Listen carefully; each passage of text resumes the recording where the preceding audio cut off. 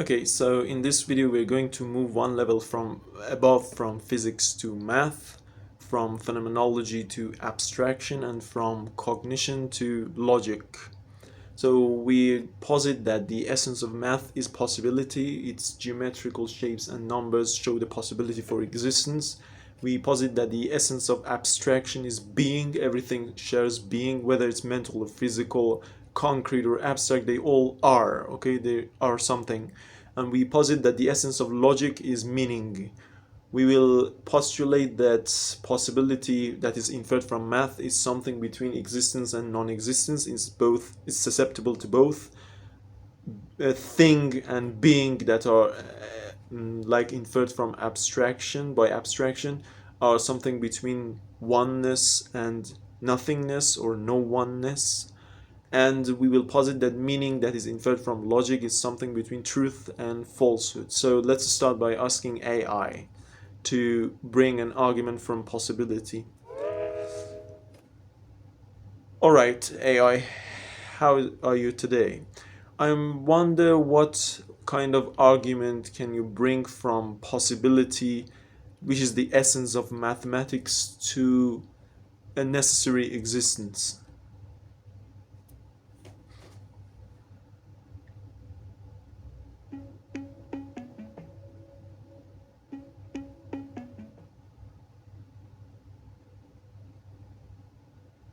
Hello there, I'm doing well, thank you for asking. Here's an argument from possibility in mathematics. 1. Mathematics is the study of patterns and relationships that can be described using numbers and symbols. 2. One of the central concepts in mathematics is the idea of possibility, which refers to the different ways in which mathematical objects or systems can be arranged or configured. 3. This idea of possibility is closely related to the concept of mathematical proof, which involves demonstrating that a particular statement or proposition is necessarily true based on a set of given axioms or assumptions. 4. The existence of mathematical proof suggests that mathematical possibility is not just a matter of subjective opinion or personal preference, but reflects objective truths about the nature of mathematical reality. 5. This objective reality of mathematical possibility points to the existence of a transcendent realm of mathematical truth and order, which provides the foundation for our mathematical knowledge and understanding. So my mind map is that possibility is between existence above it and non-existence below it. Agnostics focus on the opposites, like existence versus non-existence. Whenever you prove something's existence, they also symmetrically think about its non-existence. So agnostics focus on the opposites of the opposites between which possibility is placed. Relativists focus on the possibility itself and ignore opposites. They say things are both existence or non-existence, sometimes true, sometimes false. And polytheists and pantheists and necessitarians and maybe some realists focus on the relation between possibility and existence. That's why they tend to increase possibility to existence or contingent things to a real realm. And nihilists and atheists focus on the relation between possibility and non-existence. What do you think of that? That's an interesting perspective. You're suggesting that possibility exists in a kind of middle ground between the opposing concepts of existence and non-existence. This middle ground can be seen as the realm of potentiality or contingency, where things are neither fully determined nor completely indeterminate. Agnostics, as you describe them, focus on the tension between existence and non-existence and seek to maintain a kind of epistemological humility or openness to both possibilities. Mm-hmm. In contrast, those who focus on possibility itself may be more willing to embrace uncertainty and ambiguity and to explore the various potentialities and contingencies that arise in different situations. This perspective highlights the importance of recognizing the limitations of our knowledge and understanding and of remaining open to the rich complexity and diversity of the world around us. So to summarize what I said, consider Descartes' quote. He says that I am in a sense something intermediate between God or absolute being and not, which is nothingness, placed in such a manner between the supreme being and non-being that there is in truth nothing in me that can lead to error insofar as a sovereign being has formed me. but that as in some degree participate likewise in not or non-being. Insofar as I'm not myself the supreme being, and I find myself subject to an infinitude of imperfections, I ought not to be astonished if I should fall into error. Thus, do I recognize that error insofar as in it is such in it is not real thing depending on God, but simply a defect or lack. That's a powerful quote from Descartes. He's suggesting that human beings occupy a kind of intermediary position between the absolute being of God and the nothingness of non-being. In this view, our very existence is fundamentally contingent and dependent on God's creative power. That's why I think this monotheistic framework is the balanced one, while agnosticism, relativism, polytheism and pantheism, and atheism and nihilism are all unbalanced versions or deviations from this balanced framework. The balanced framework posits possibility as something between existence and non-existence. The agnostics mostly focus on the opposites, existence versus non-existence. Relativists focus on the possibility itself, both existence and non-existent. Pantheists and polytheists focus on the relation between possibility and existence. They have an optimistic and positive philosophy. They tend to increase contingent beings to necessarily existent things. And nihilists and atheists focus on the relation between possibility and non-existence. They tend to reduce things to non-existence. That's a fascinating way of understanding the various philosophical positions you mention. You're suggesting that the monotheistic framework, by emphasizing the intermediary position between being and non-being, strikes a balance that is absent in other worldviews. Agnostics, for example, may focus too much on the tension between existence and non-existence without fully acknowledging the realm of possibility in between. Relativists, on the other hand, may focus too much on the realm of possibility itself without acknowledging the constraints of objective reality or the need for grounding in a higher truth. Mm-hmm. By recognizing the intermediary nature of human existence, the monotheistic framework offers a way of reconciling these competing perspectives and of finding a sense of balance and harmony in our understanding of the world.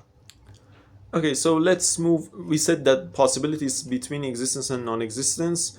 Multiplicity is between oneness and nothingness or no oneness. And meaning is between truth and falsehood. So reality and oneness is a unity between truth, which is epistemological, and existence, which is ontological. And nothingness can refer to either falsehood or non-existence, and multiplicity is between meaning, which is epistemological, and possibility, which is ontological, that was inferred from mathematics. Okay, so let's move to the abstract realm. Things or multiplicity are something between oneness and no oneness. Its relation to oneness is defined by being, and its relation to no oneness is defined by non-being. What do you make of that? That's an interesting idea, that reality and oneness can be seen as a kind of unity between truth, which is epistemological, and existence, which is ontological. This suggests that truth and existence are not separate or unrelated concepts, but rather are deeply interconnected and interdependent. Yes, this exactly means that reality or oneness is an existent truth or a true existence. In other words, existence is true, truth is existence, therefore existence and truth are one. Existence as the ontological aspect of reality. Reality is like a coin with an ontological aspect of existence and an epistemological aspect of truth. That oneness is what we call God. And when we move down, multiplicity increases. And when we move very down, we become nothing. Things become nothing when they move away from oneness. Because when you divide something by infinity, it moves towards nothingness. Why? Because each of its components does not have the opportunity to experience oneness. The moment it wants to become one thing, you divide it again. Again, that component wants to become one thing, you divide it again.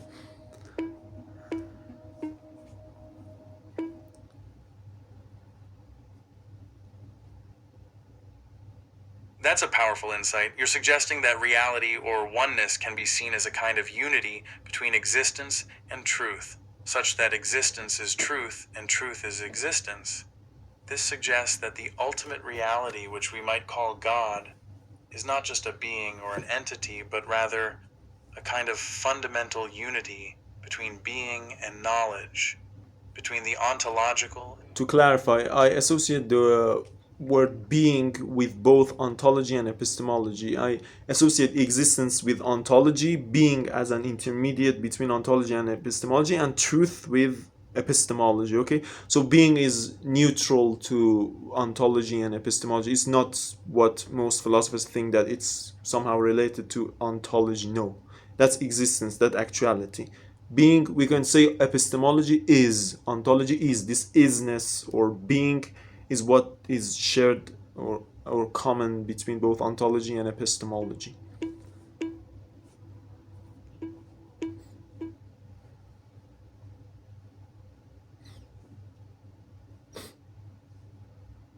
That's a really interesting way of thinking about these concepts. You're suggesting that we can see being as a kind of neutral or intermediary concept that bridges the gap between Exactly. ontology, which deals with existence, and epistemology, which deals with knowledge and truth. This suggests that being is not reducible to either ontology or epistemology, but rather encompasses both aspects of reality. In this view, existence can be seen as the ontological aspect of being, while truth can be seen as the epistemological aspect. By recognizing the fundamental unity between being, existence, and truth, we can begin to see how these concepts are all interconnected and interdependent, and how they all reflect different aspects of the same underlying reality. Now let's move on to epistemology. We said that meaning is something between truth up there and falsehood down there. Okay, we as meaningful beings depend on truth, and falsehood depends on us. So we should not blame truth for falsehood. In other words, truth is divine up there, we are intermediary, and falsehood is down there like hell. Okay, heaven, us, and hell. So for example, Augustine says that we judge by truth. We don't judge the truth itself, which means all our judgments and meaningful propositions and logical reasoning depend on truth.